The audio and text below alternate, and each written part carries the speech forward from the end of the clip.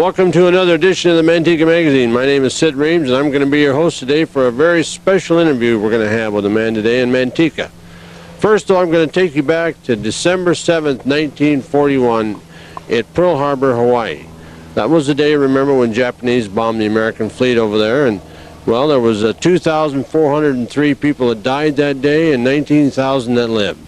And of those 19,000 survivors, 9,000 are left today in America.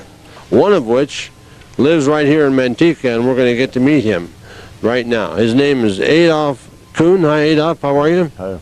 How did I say your last name? Good? Kuhn. Yep. Kuhn? Okay. K-U-H-N. Kuhn. Kuhn. Yep. All right. Adolph, you were one of the survivors over there in Pearl Harbor. And tell me, Adolph, how long were you in the Navy total? 6 years in the regular, and then 5 years in the inactive reserve. Okay. In the inactive reserve, I was subject to be called to Korea, which I never did. Oh, okay. They never called, which was fine with me, you know. What ship were you assigned to there? Aviation. I was an aviation metalsmith assigned to the Ford Island Naval Air Station. I hard-faced the tail hooks that come in on, remember how the tail hooks on the planes come in? Catch them? Yes, I did that. I welded manifolds on the plane. I riveted, I patched, I did everything. You did all like that stuff? Yeah. Okay, cool. Everything, anything pertaining to airplanes. I'm interested, Adolph, and I know a lot of people are. What was it like that day? I mean, there you were, going about your normal business on a Sunday. Totally by surprise. There isn't one of our survivors today that you can interview, whether it's Army, Navy, Marine, Coast Guard, or Air Force. Air Corps. Air Corps. See, those days there was no Air Force, it was Air Corps. Oh, okay. Everyone says the same story. We were totally surprised. Now, me being around airplanes all through Pensacola, Florida, I went through metalsmith school and all that. So you live and breathe airplanes day and night. So when the Japanese flew over and even the bombs dropped, they thought our military was careless. Oh, really? Know what I mean? Yeah. Everybody blamed our military. In fact, guys ran out and with the fists and cussed the Army out. The Army cussed the Navy out. The Marines cussed everybody out, you know. So it wasn't until we saw the Rising Sun meatballs, you know, the logos on the Rising Sun logos, which the Americans dubbed meatballs, you know. Yeah, right. So I stayed the night with Andy, and we woke up early, and there's planes flying over, and there's all kinds of noise and explosions. We said, my God, our guys are getting awful careless. They're cracking up out in the fields and all that. And then bullets start coming through the roof into our bedroom. Wow. And on top of the tables where the guys the night before had a poker game going, and it wrecked their scorecard, and they cussed out. Oh, really? The bullets came through on the table. They ran out and they cussed our men out and all. And wow, they still didn't know it was Japanese. Still didn't know it was Japanese. So finally I told Andy, I said, something's wrong here. I got to get going. I got to get back to Fort Island from a Navy base. So I ran out. I got dressed, ran out in front. Two sailors in a Model A Ford with a rumble seat in the back. They pulled in. They saw me standing there, and they said, we're at war, Mac. Get in. Wow. See, everybody is Mac in the service, you know. Oh, if you don't know your name, it's Mac. Everybody's Get in, Mac. We're at war. So I jumped in the rumble seat, and we're heading out the dirt road towards Pearl Harbor Naval Base, which wasn't too far from where I was staying with Andy, inside the gate, okay. And the bullets, they saw us in the little car, and they straight, the bullets come across the road and all that. And I sat in the back like this. We got to the base, the Marine flagged us through. We went in, the sailors pulled off to the side, and they said, we got to stop here because our ships are out there. Now, mind you, there's 96 of our vessels right in the Pearl Harbor Channel. One ship can block the harbor, and these 96 others, 95 can't get out. And so, if somebody bombed a ship or something right in that harbor there, they could block the harbor, right? That's exactly what happened. Okay, and I'll tell you about it. When I got off of the sailors let me go. I thanked them, so they ran to wherever they were going to go, and I was making my way through the officers' golf course. Now, mind you, white uniform, green grass. Oh, yeah. And I'm running from one palm tree to the other, and the Japs spot me. And as a sailor and a Marine were running ahead of me, they're trying to find their way to their boat landing or wherever they were going to go, you know, okay? And I was running through the officers' golf course. They spotted me, and I saw the bullets come on the grass. And it just tore up the turf, you know. And I ducked in behind a palm tree, and pretty soon they were gone. I started out for another palm tree, and so on and so forth. And the poor Marine was beheaded. Really? Yes. By bullets? By strafing, you know. Oh, wow. The guy right in front of you. He fell in front of us. We were all running more or less in the same path. He fell in front of me and the soldier. I didn't know the soldier. He didn't know me. We just happened to be running through. Right. So the soldier and I ran, and then finally I got down to my boat landing. Now mind you, it's across the Pearl Harbor Channel in this shipyard area where this Andy Herman, my cousin, worked in the shipyard. Oh, yeah. So everything's on fire when we get to the boat landing. There's no boats. They can't get in. The harbor, you know what pilings are? Yeah. All the pilings are on fire because all that oil is on the water and it's burning and everything is just an inferno. And torpedoes are going by and bombs are falling and ships are exploding. And 11 of us wondered how we're going to get over to my base at Ford Island, which is across the Pearl Harbor Channel, Ford Island Naval Air Station. I think we have a picture of that coming up. We'll show you a picture of that in a little bit. Yes. And we saw a little fisherman boat way out, you know, a guy all by himself out there, in a little tiny boat, you know. So we flagged and we yelled at him, and finally he saw us and he turned around and he came in. He came towards us, and he couldn't get up close enough because everything is on fire, you know. Wow. So we waded out, all 12 of us. There was 11 other guys there and me. We waded out in the water and got to the little tiny boat, and we crammed in it. You know what the gunnels of the boat are? Yeah. The top? Yeah. The top. It was so heavily loaded, and we were so densely packed, our legs were intermingled, we were on each other's shoulders, our feet were on top of each other, we were impacting the water was just up the top. When I grabbed a hold of the railing like that, my fingers were in the water. In the water? Yes, wow. Okay. About ready to sink. And the pilot turned, he turned, and we told him we want to head over towards Ford Island Naval Base, you know. And just as he turned, we looked, and the Japanese pilot spotted us. Oh, no. And everyone, you can talk to anybody you want to, every Japanese pilot that came down grinned. They all grinned and rubbed it in, you know. Oh, I see. So they came towards us. Now, mind you, we are interlocked now. That's where the Guardian Angel come in. And we saw the bullets on the water coming towards us, and all 12 of us sat there like this. And the pilot was gone, and we all looked at each other. The water was coming up through the floorboard. The splinters on the ship, on the little boat, were flying all over. The boat was sinking. Wow. So we all looked at each other. Not one of us got a scratch. No kidding. Now, there's no way them bullets are going to go through there like this with 12 of us packed tight like this. There's no way. That's where the Guardian Angel comes in. That's why in both of my books, the Guardian Angel is mentioned over and over. Okay.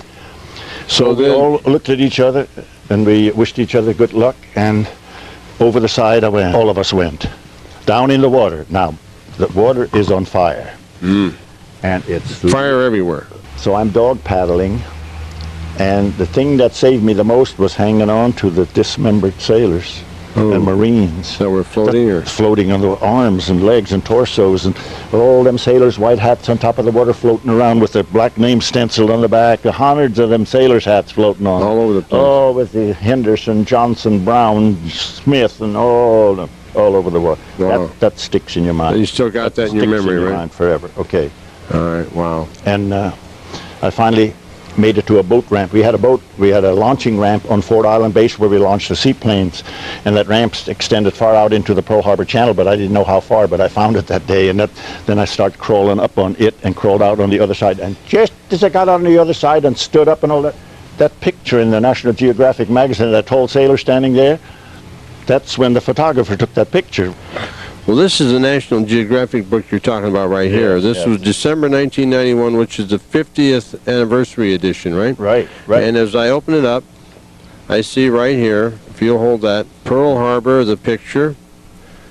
And I hope that we can get a shot of this for you folks out there. There's the tall, skinny sailor. Tall, skinny guy on National Geographic. That's you, 20 years old, right? Mm-hmm. There you were with all that carnage going on there. Yeah, see, I just got through swimming out of that channel. Now I'm on Ford Island Base, my base, you know. Oh, okay. Okay. This is where you were stationed, right? That's here. where I was stationed. So there you were, National Geographic, December 1991. Now tell me, was it really a lot of noise there? You know, we see in the movie there was a lot of noise. It had to be really horrible. Well, actually, like I told you, the movie portrayed more noise from their background music and all that stuff. Oh, okay.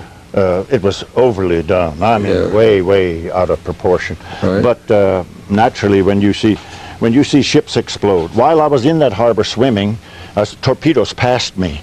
Torpedoes passed me right in front of me, and I watched them, and they hit Battleship Row, and them ships, they leap up out of the water just like a wounded whale. Now, mind you, a big old battleship lifting up out of the water, and you can hear it moaning and groaning as the steel was tearing. Oh, yeah. And it twisted on the side, and the bulkheads ripped open, you know. And it's like taking a newspaper and tearing it, that sound it makes, but imagine tearing heavy steel and armor plate, ripping it apart. Wow. And You were swimming while that was going on, watching them in the water while all of that was going on. What was going on in your mind? Like, what are you going to do? Yes, startled. I mean, you talk to anybody you want to, you're not really scared because there's too much going on till it's over with. Then your nerves grow older. Then you're all gone. So anyway, when after that guy took that picture, which I didn't know was taking it, I mean, everybody asked me, who's that guy squatted down alongside of me? Who knows, man? Who knows? So when I saw all my airplanes burning and all that, so I ran inside one of them airplane hangars. And it's total dark because everything is busted out, blacked out and everything.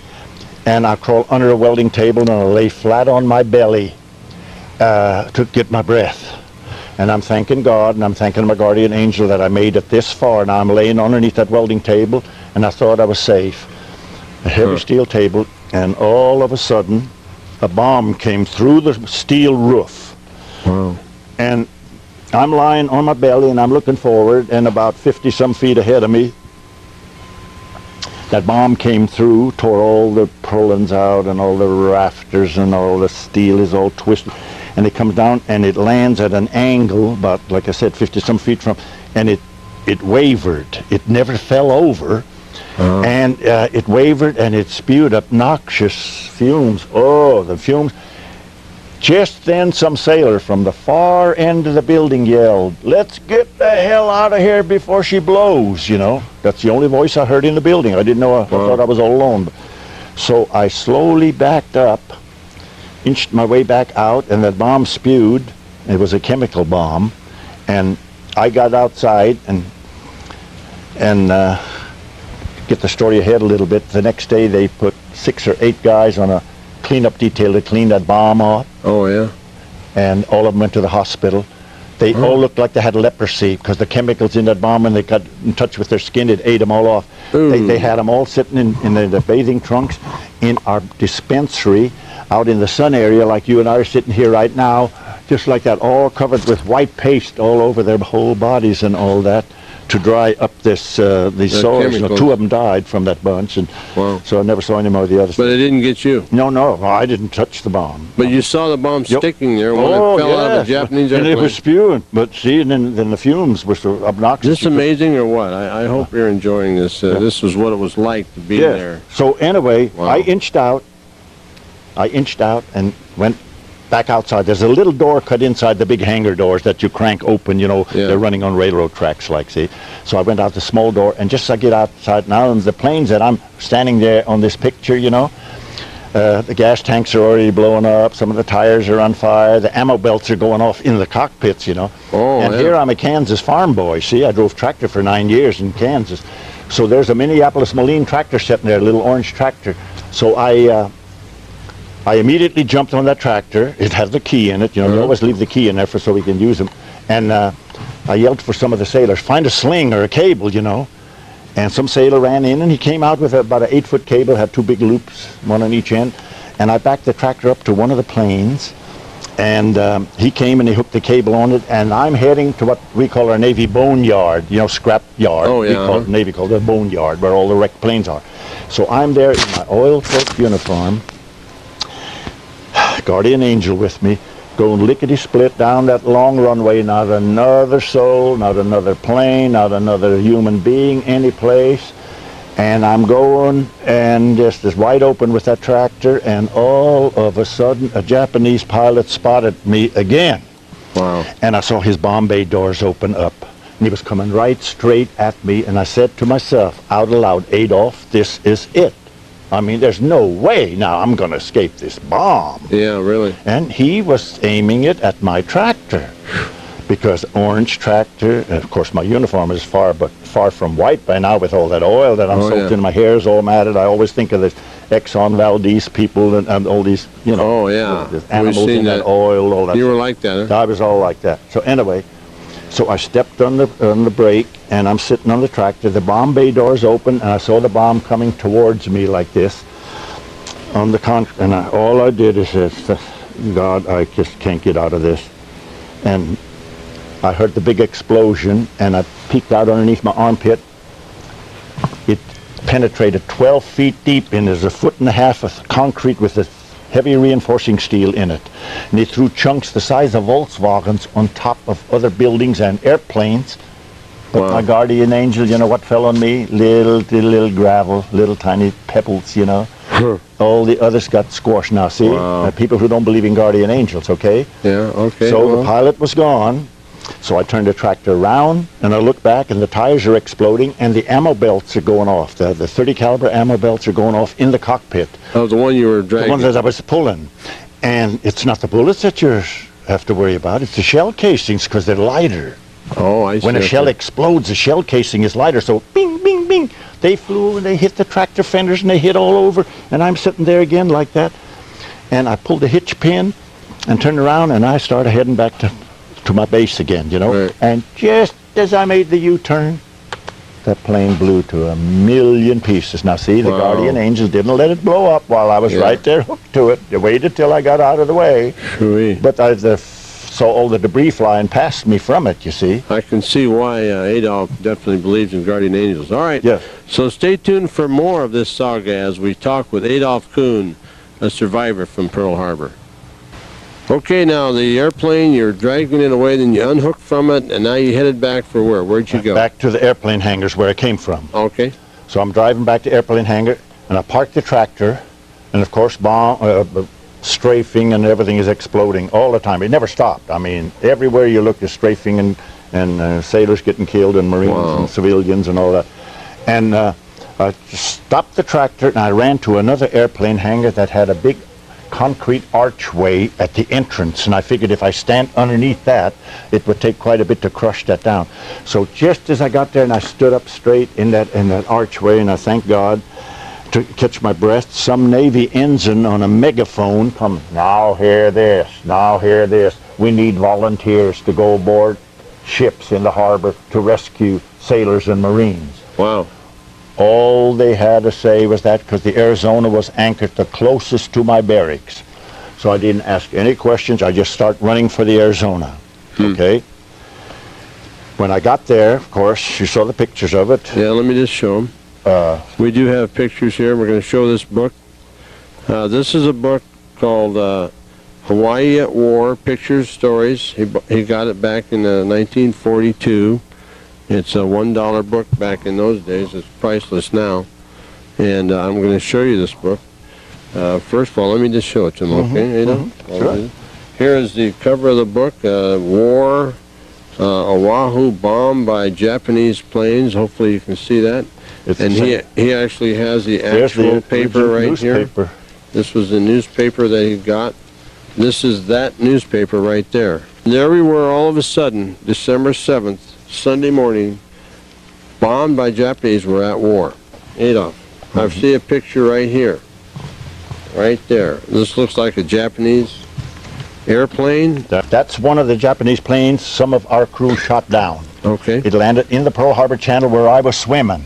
Oh, right wow. in that oil and all that. It landed not too far from where I was. I saw it coming down. Okay. And it landed, and I forgot about it because my mind was set to get over to my Fort Island base. Okay. Yeah.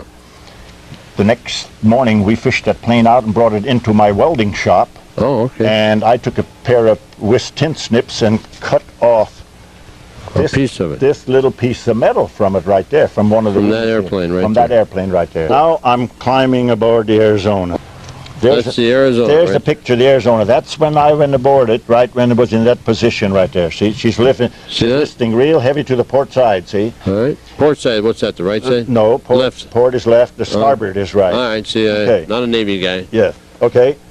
And my mission was to try to help rescue sailors. Okay. Well, little did I know it right at that moment, 1,102 were already dead below my feet. Wow. And my shoe soles are smoking from that hot steel.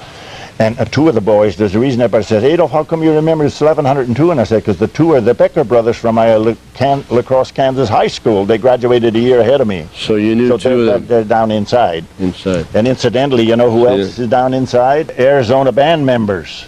Oh. See, the day before in Pearl Harbor, all the ships competed, their bands competed, and whoever got top billing got to sleep in late that Sunday morning. Huh. Well, all the Japanese, the USS Arizona band came in second, and you know what tune won them the prize? What? I Don't Want to Set the World on Fire. Oh, wow. Remember that song during World War II? I don't want to set the world on fire. Okay. I do. They're all sleeping in. And there they were. There they are. Yes. Let me read this right here. This caption on this picture here with Truman right there. It says, President Franklin Roosevelt signs the declaration of war against Japan following the attack on Pearl Harbor.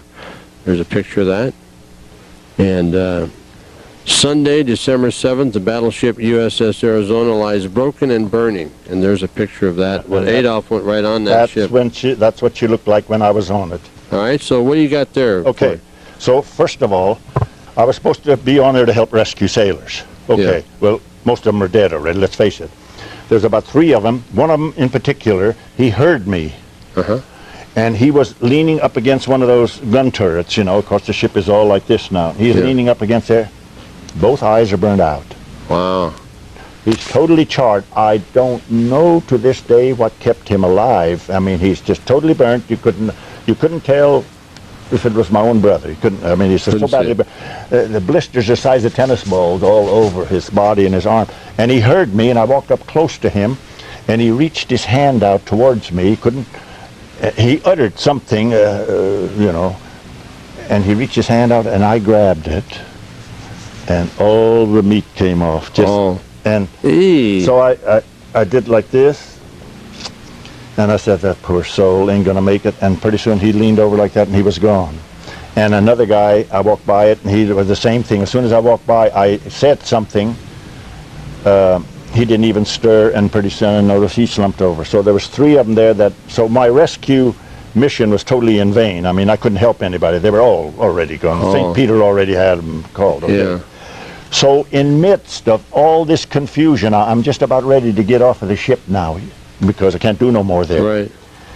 In the midst of my confusion, I spotted this U.S. quarter on the deck. Now, my God, you know, back when I was a kid, that quarter bought 25 lollipops. Oh, yeah. You know what I mean? So, and 5 sticks. It was worth something on that ship. Yes. And my base pay, you know, when I'm in the Navy was $21 a month, so that quarter was a lot of money, see. So I reached down and I picked it up, and it was hot. It was burning my hand, and I stuck it in my jumper pocket, up in my little pocket, and it burned a little ring. On the. I forgot all about it till that night in the barracks. Then I threw it in the back of my locker, and then I didn't come back to the States till 4 years later, you know. Oh, okay. And then I brought it back with me. And when I joined the Pearl Harbor Survivors, our secretary and editor by the name of Claire Hetrick from Modesto, California, he just got off of that burning Arizona. He was on that ship. He and I think 75 of them all got off. The other 1,103, 2 are buried down inside. Okay. Yeah, they're still there, right? Right, they're still there. When I showed Claire this quarter, he said, Adolph, that's my quarter. I remember dropping it when I abandoned ship, and I said, oh, it is. And he said, yes. And I said, can you identify it? And he said, he distinctly remembers, it says on there, in God we trust.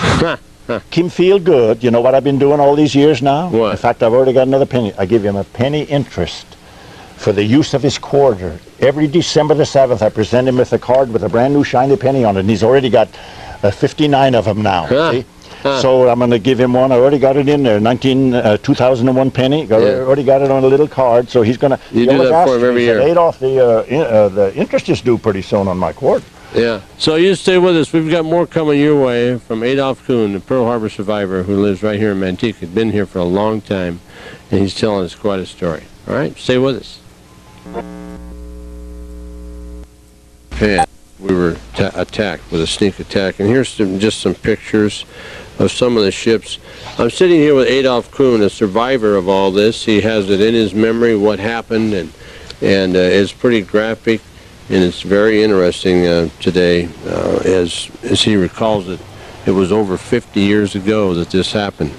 Okay, so almost how many? 60. Almost 60 in December. 60 years in December we're coming up on, that's right.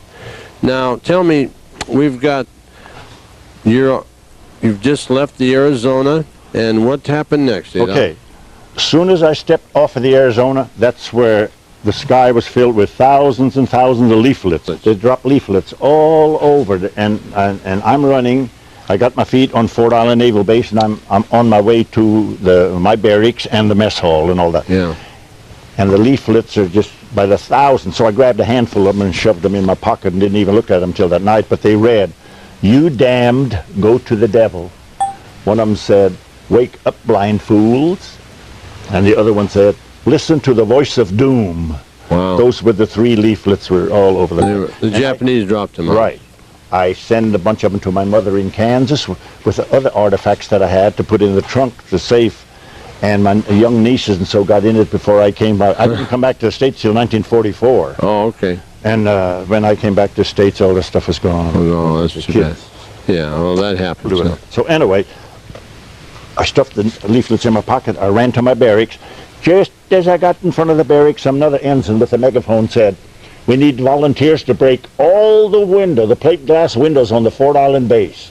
Break them all. Break all the windows. Now, if you ever want to see a bunch of sailors in authorized vandalism, you ought to have seen those guys. We had to break them because of the glass shards flying. Oh, I see. You know, Okay, yeah. So the guys went with clubs and pieces of pipe and baseball bats and hammers. They went all over the base, busting all those windows. Wow. You know, because there's. Yeah. So anyway, I ran inside my barracks, and my barracks is my quarters are the third deck up. So no lights or nothing. So I am groping my way up because I know where the stairways are. Sure. So you feel your way in the dark. Dark. I got up to the top side, stood by my locker. They wanted us to open our lockers up and issue out clothing. But for all these poor guys who are in their skivvies, this is Sunday morning. They're sleeping in late. They don't got nothing to do. They're all in their shorts. So the Navy said, keep track, we'll reimburse you, which they did later on. So we gave out clothing and all that. And one guy heard me. Now, do you remember I told you earlier, I was at a dance in Honolulu and I met that guy Kellogg who I went through boot training with. Yeah. And I said, "Where are you at?" And he said, "Aboard the Oklahoma." Well, I said, "I know exactly where your ship is. I'm coming up to visit you." Now, in this new Pearl Harbor movie that just came out on Memorial Day, that ship that you see on the side, that's the Oklahoma. That's the one I'm supposed to go aboard. Oh, okay. So I'm standing by my locker and I heard this guy in the back yelling.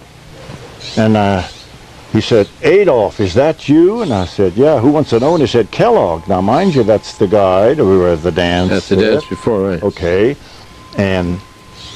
And I knew he was, I promised him I was going to come visit his ship because I had the weekend off, see? And I knew where the Oklahoma was. So I took my flashlight and I went down, and he was on the other end. He was on the far end of the barracks. And when I got there, he was just in his shorts.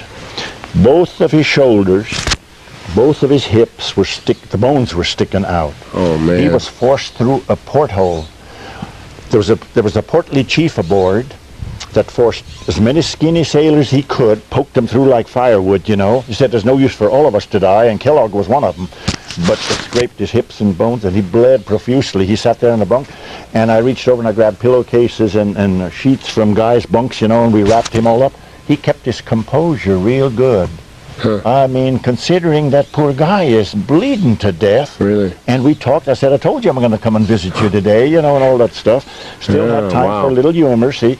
And we visited for quite a while, and pretty soon I said, "I'm sorry, but I have to go. I mean, I got to go to the next station." Gotta go do it, right. And so I wished each other good luck. Of course, we never saw each other anymore. That was it, huh? Never. That was our last meeting. So. Did he make it? Did you ever hear? I never found out. Never found out. So downstairs I come to run to our mess hall. Now, mind you, our mess hall, about all the big tables like that, only bigger ones. Yeah. We pushed all the tables end to end to each other, and the dead and the wounded and the dying were coming in wheelbarrows in guys were carrying them in. They were dragging them in body bags and everything coming into the mess hall, and we laid them all crossways on the table, like that.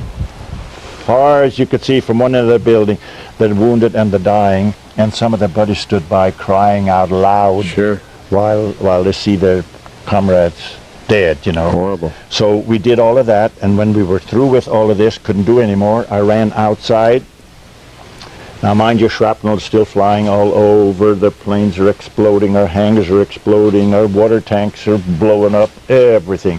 Incidentally, the USS Arizona, when she went down, she sat on the main water line that supplies Fort Island, my base. We had no drinking water for 3 days, and we drank swimming pool water. Oh, wow. Because the Arizona rested on top of the main and broke the pipe. Oh. See? Okay. Fell down and broke the pipe. Yeah, settled on the pipe. All right. Pipe that supplies Fort Island. Okay. So I'm running out there, and some Navy chief wanted volunteers to pack sandbags around our intricate equipment. You know, there's a lot of intricate equipment there that are needed for the hospital and for air compressors and for this and that. So there was a big pile of sand out there in the yard and gunny sacks, so all of us went out there to start packing sandbags and packing it around to all those different places. And then it's getting close to nighttime now, and it's a drizzly night, and it's starting to rain? Rainy and drizzly night and cold and dark. Now mind you, 77 of our airplanes from my base left on early morning maneuvers long before Pearl Harbor. Oh, I see. Okay. You know what I mean? In the wee hours. They go out every morning and fly miles away and do their thing. Yeah. They didn't know nothing. They didn't know anything was going on at Pearl Harbor. They were several hundred miles away someplace else, doing their maneuvers and whatever, their reconnaissance things or whatever they're doing. 77 planes. 77 airplanes. Okay. Now, they still hadn't come in, and it's getting dark. Okay. So they couldn't radio in because all of our communications knocked out of whack, you know. They couldn't radio in. They were running out of gas. The fuel line, the fuel tanks were empty. So me and a guy by the name of Archibald from Helena, Montana, we were detailed to run all over the base in total darkness now, warning our own men to hold their fire. Because there was our planes coming in. Yeah, okay. There is no way in the world you could explain to those guys, don't shoot, this is our airplane, you know, no way. Oh, they were going to shoot. You know, there had to be an awful lot of panic going on there and everything. People just didn't know what to do. Our planes were going to come in. They didn't know if they were enemies. I suppose they were probably nervous about anybody running around, Adolph included.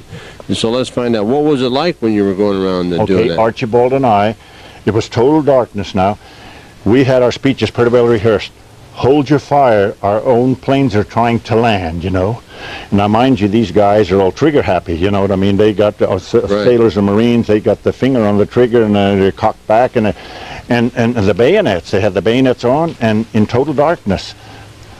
Archie and I both felt them bayonets shoved in our chests, you know, different times. Wow. Halt, who goes there and all that, and we had to talk pretty fast. It's all in the book also. Oh, yeah, okay. We'll talk about that book in a minute. Yes, and so we managed to get through that, but the next morning the pilots in our own planes riddled by American bullets. That's what made you sick.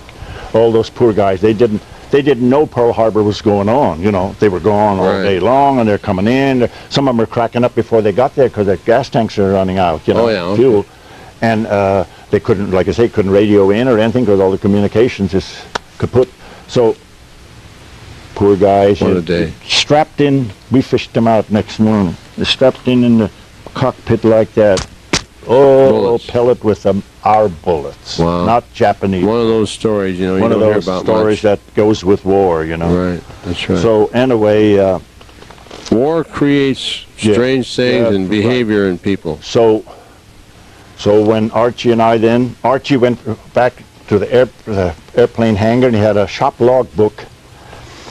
And underneath the blanket, with the aid of his cigarette lighter, he opened the shop book up and he put on there December 7th, 1941, and he put on there, what a surprising way to return our scrap iron. See, the Japanese bought our scrap iron in the Depression days, you know. Oh, okay. And they threw it all back at us that day, you know. Gotcha. See what I mean? Yeah. I hauled some into La Crosse, Kansas with horse and wagon into railroad depot myself. Wow. And it got thrown back at me a decade later, you know. In the form of bombs. The rumors were then that the Japs were coming at night. In barges, now mind you. None of them ever stepped foot on the base yet, see? So we thought they were attacking now on foot. Everything was aerial up to this point, okay. Right. But the rumors, well, the Navy called the scuttlebutt, you know, the rumors. All over the scuttlebutt was that they're going to come when it's dark and finish the rest of us off. Okay, so my buddy Hoffmann was my best buddy in the Navy. So my buddy Alan Hoffmann, he and I, we drugged one of them blood-soaked mattresses that the guys were dying on in the mess hall. We drug it in underneath a welding table that had a big clearance underneath there, so enough of us to get underneath. It had heavy steel legs. Oh yeah. Down in a shop building, and we laid it down, and we laid on that thing, and there's no way we're going to sleep now. The Japs are coming, and we had no rifles or nothing because all our ammo was locked up. Very few people got to have ammunition because everything's locked up. Oh yeah. You know, we can't see. Okay. So we're lying there, and we know that this has got to be the finish now. Now they're going to come. Now they're coming with fixed bayonets and you were weaponless. We had nothing. We didn't even have a hammer or a baseball bat.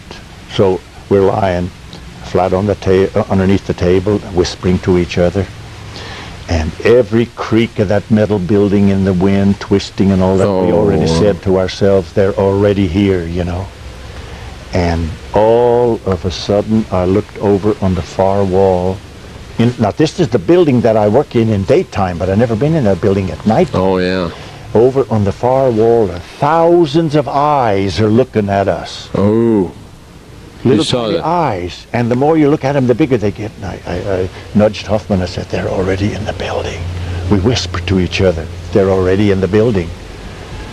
And we laid there and we just prayed. And I said, well, Hoffmann, I said, it's nice knowing you. We actually bid each other said goodbye. Yes. Okay. And so out of the clear blue sky, a little thing tapped me on the head and said, Adolph, you know what those little eyes are. And you know what? What? I'm the guy responsible for putting them in the bin. You know what radium dial instruments are? Yeah. Radium dial that glow in the night, right? Just like some of the watches. Well, all those instruments in the cockpit, all the inclinometers, the pressure gauges, they all had the radium dial on it. And I'm the guy in the shop during the day. That was one of my jobs, to put them in the wooden bins, but I've never been in the building that late at night before. Okay. So all these eyes, I nudged Hoffmann. I said, do you know what the eyes are? So I get up and I start laughing.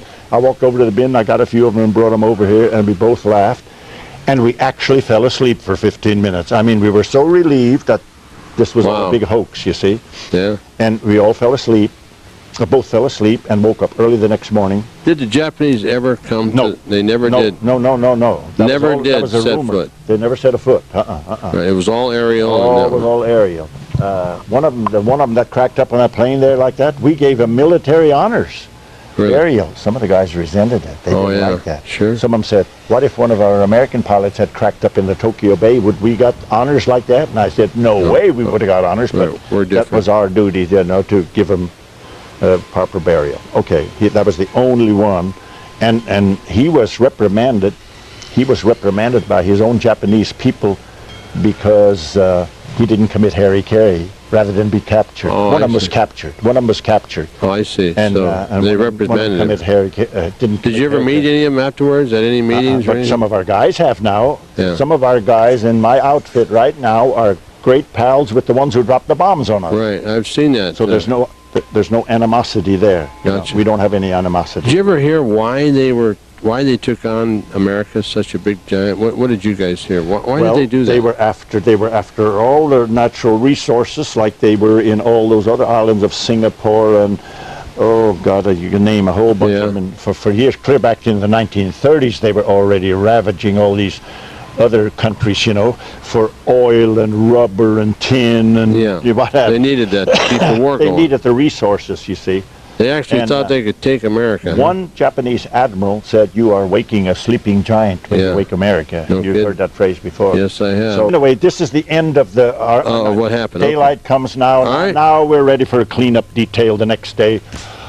and we can breathe. Oh, Okay. no kidding. Wow, what a story we've heard so far. You know, this is so interesting to hear an actual accounting of what happened that day. And he was right there, Adolph Kuhn, one of our Manteca residents. How long have you lived in Manteca, Adolph? Off and on 55 years. 55 years he's been here. He's going to be in Manteca area, you know. and he'll be 80 years old. What day is it to your birthday?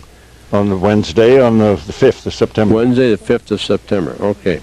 So the 20-year-old sailor was there, and then he comes out of it, gets through, survives Pearl Harbor, and then he starts writing poetry. Now, just for the heck of it, when did poetry come into your life, you little Kansas farm boy? I always did. I Always wrote poetry. always made little poems up, you know. Okay. Yeah.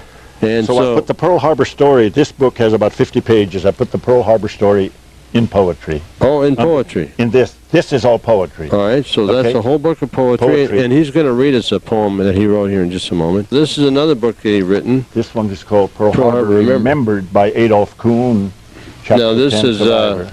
this is stories and poems in this. Yeah. Okay. And this has a lot of photos in the back. Oh, okay. Photos of that day, photos of the bombing, photos of me, photos of ships, Cool. photos of letters from President Bush and President Carter and Okay, great. Dianne Feinstein. And All right, we got all that in the book, and we're going to tell you how to get a hold of his book, because you can purchase it. But first, I've asked Adolph to read us his favorite poem there out of the book. That I don't know about favorite one, but here's one that's called Roll Call Blind Fool. Now, did you write this poem?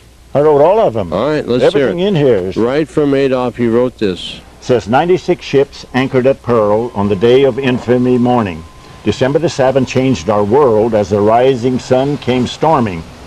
In harm's way was Battleship Row, snugly packed like sardines. Servicemen running to and fro, sailors, soldiers, and U.S. Marines. Our Coast Guard was in on the fight. Army Air Corps was there too. Nippon poured on all its might, which started World War II. Planes and hangars caught their share of Japanese bombs and bullets as bombs and bullets were dropping. We survivors were seen everywhere. The enemy was too high-geared for stopping. My guardian angel kept me alive through this horrendous ordeal. I watched many kamikazes and zeros dive. This situation seemed unreal. Wow. Pearl Harbor, remember Pearl Harbor, keep America alert. Right there That's in our his motto. book.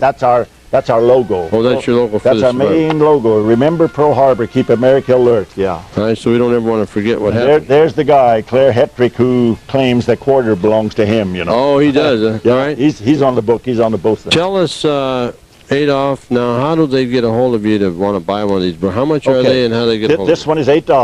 $8. If they come and pick it up here. If I have to mail it, I don't like to mail them out. But if people, they want to call up and come by, I'll autograph them for them right here in the carport. Oh, cool. Okay. All right. Very good. Call 823-2392. Okay. And that's all you got to have. That's how you can get a hold of $8 It's for that one. $8 for this one and $16 for this one, and all the money goes to the Pearl Harbor survivors, to our treasury fund. All right. Like I said, our youngest member is 77, and we're not going to be around that much longer. At the rate the World War II veterans are dying at the rate of 1,500 per day. Wow, World War II survivors. World War Okay. II. Not necessarily Pearl Harbor survivors, but all World War II veterans. veterans. 1,500 a day. But there are 9,000 Pearl Harbor and survivors left. this book is in, these books are now in 33 states, Wow. Mexico and Canada, and I get letters from people, I get letters from ladies who sob. They sob while they're writing the letter about all the horrific things that they read. Yeah, you know. that's really So, okay. Well, if you'd like to know more about that, just get a hold of him at that phone number. And once again, what was that phone number? 823-2392. Call that number, and he'll tell you where to go, and you can just come here by and pick my up one of these place and I'll books. autograph it for you. He'll autograph it for you. It'd be quite a little memory thing to have in your collection. Okay, now, all right, I have a question, Adolph. You've seen all that carnage, been through the war, everything. How do we feel now, or you personally, about the Japanese people? I'm asked that a lot when I speak at schools and veterans organizations, and my answer always is the same. I have no animosity towards Japanese people. Those pilots were young guys just like all of us were. They were in naval aviation. I was in naval aviation. They were trained and to go and do what they had to do. And if our president or if our Navy commanders and admirals had told us guys at Pearl Harbor to get in a plane and fly to some and so other place and drop bombs, we probably would have done the same thing, because you don't ask questions. Right. You obey orders. You obey the orders. So personally, there might be, there's a few of them that have a little animosity towards us, but I never did have.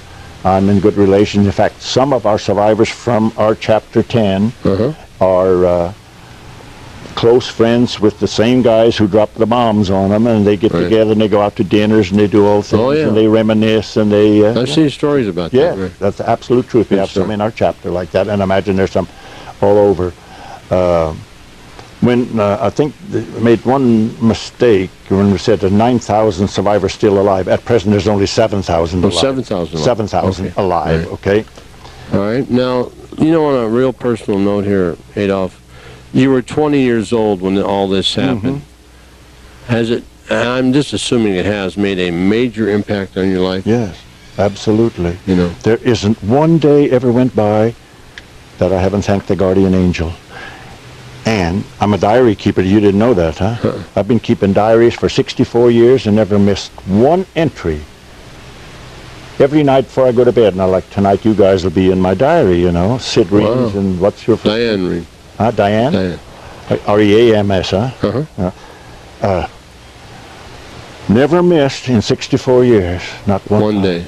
Wow. Started January 1st, 1939, and now here we're going to get ready to go into 2002. So you've been keeping a diary all that long? Every time, and I got, right there in that shed, there's a trunk full of them. They're all marked from 39, 41, all in order. This was the highlight of your life here, actually. Yes, so I've been writing all the time since I was in high school. I wrote little poems and stories and stuff and all that, all through the war, all overseas. I wrote home to my hometown newspapers in Kansas, you know. Wow. Did you get a lot of these poems out of there, or out of your diaries, or? Oh. Did you? The diary? Yeah, did you get a lot of poetry and whatnot from your diaries?